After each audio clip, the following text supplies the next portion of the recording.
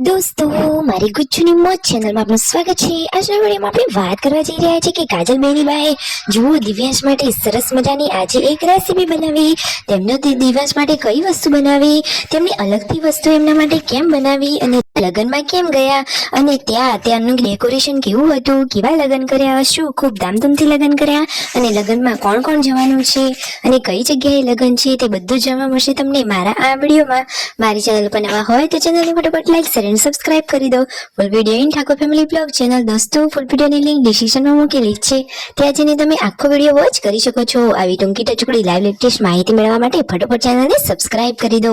તો ફાઇનલી હવે વધારે રાહ ન જોડાવતા તમે જુઓ વિડીયોમાં કે રણજીતભાઈ સંજયભાઈ પહોંચી ગયા છે ત્યાં લગ્ન મંડપે। જુઓ તો ખરા કેટલો સરસ મજાનો એકદમ રંગબેરંગી ડૂમ ટાઈપનો મંડપ બાંધ્યો છે અને આ રહ્યા તેમના સાહેબ કે જેના દીકરીબાના લગ્ન છે। તો ફાઇનલી દોસ્તો જમણવાર તો બહુ વહેલા હતો, પરંતુ સંજયભાઈ અને રણજીતભાઈ તો બહુ મોડા પહોંચ્યા, તો સાહેબને પણ જમવાનું બાકી હતું। તો તેમના સાહેબ રણજીતભાઈ અને સંજયભાઈ ત્રણેય લોકો સાથે જમવા બેઠા। જુઓ તો ખરા કે તેમને તો સાહેબના જોડે જમવાનો મોકો મળ્યો। આજે તો તેમને મજા જ પડી ગઈ। જે દીકરીબાના લગ્ન હતા એ પણ આ વિડીયોમાં હમણાં જ અવશ્ય દેખાશે। શું તમારે એમને જોવા છે? તો ચાલો હું તમને થોડી ક્ષણોમાં એમને પણ બતાવી દઉં, તો વિડીયોમાં બનાવી રહેજો તો ફટોફટ જોવા મળશે। જુઓ તો ખરા દોસ્તો ત્યાં લગ્નમાં કેટલી બધી પબ્લિક છે। આજે તો મામેરું આવી છે। રણજીતભાઈ અને સંજયભાઈ તો જમી કરી અને ત્યાં ખુરશીમાં બેઠા છે અને બધી રીતિ રિવાજોની વાતચીત કરી રહ્યા છે। આ રહ્યા તેમના સાહેબ કે જેમના દીકરીબાના લગ્ન છે। મામેરું વહેલા આવ્યું હતું અને પછી બધા લોકોએ જમણવાર કર્યો અને જે દીકરીબાના લગ્ન છે એ આ રહ્યા। તો જુઓ સંજયભાઈ તેમને શકનના પૈસા આપી રહ્યા છે અને કોંગ્રેચ્યુલેશન્સ એડવાન્સમાં જ વિશ કરી લીધું।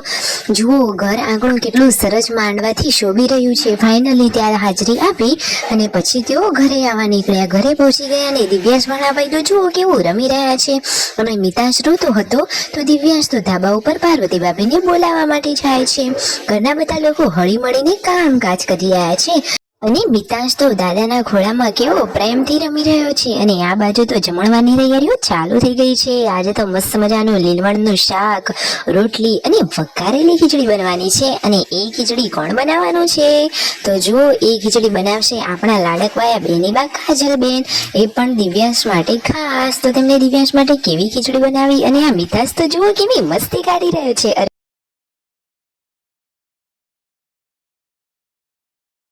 એના ચહેરાની આ સ્માઇલ જોઈને તો આપણા ચહેરા ઉપર પણ સ્માઇલ આવી જાય। જો તો ખરા હવે તો કેટલું ક્યુટ બચ્ચું લાગી રહ્યું છે ને એકદમ મસ્ત મજાનું ક્યુટ બેબી।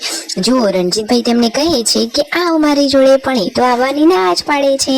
પૂનમ ભાભીની જોડે જ એ તો રમ્યા કરે છે। પૂનમ ભાભી તો બધા જ બાળકોને સરસ રાખે છે અને હવે તેમના મમ્મીને કહે છે કે તમે લેજો મમ્મી, તમારા જોડે આવે છે।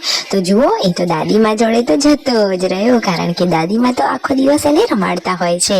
ફાઇનલી સંજયભાઈ તો જુઓ હળવો નાસ્તો કરી રહ્યા છે। આજે કાજલ બેનીબાએ બનાવી છે સરસ મજાની યમ્મી એન્ડ ટેસ્ટી ટાઈપની સરસ મજાની વઘારેલી ખીચડી। તો સંજયભાઈ તો આજે આ વાડકીમાં લઈ અને ખીચડીનો ટેસ્ટ કરવા લાગ્યા। જુઓ તો ખરા અને પાર્વતી ભાભી ગરમા ગરમ રોટલી બનાવી રહ્યા છે અને શિલ્પા ભાભી તો તેમનું આ સિલાઈ મશીનનું કામ કરી રહ્યા છે અને સંજયભાઈએ તો જુઓ સરસ મજાની આ ખીચડી ટેસ્ટ કરી અને પછી શું કહ્યું કે ખીચડી તો થોડી તીખી બની છે, તો દિવ્યાંશને તો વધારે તીખી લાગશે। તો શું હવે દિવ્યાંશ ખીચડી નહીં ખાઈ શકે? અરે ના, એને તો તીખી ભાવે છે, એટલે તો કાજલ બેનીબાએ એવી બનાવી છે।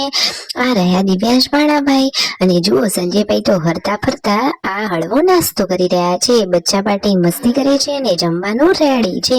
સરસ મજાની સબ્જી, રોટી અને વઘારેલી ખીચડી। બધા લોકો હળી મળી અને જમણવાર કરવા બેસી ગયા છે। અવનવી માહિતી મેળવવા માટે લાઈક શેર અને સબસ્ક્રાઇબ।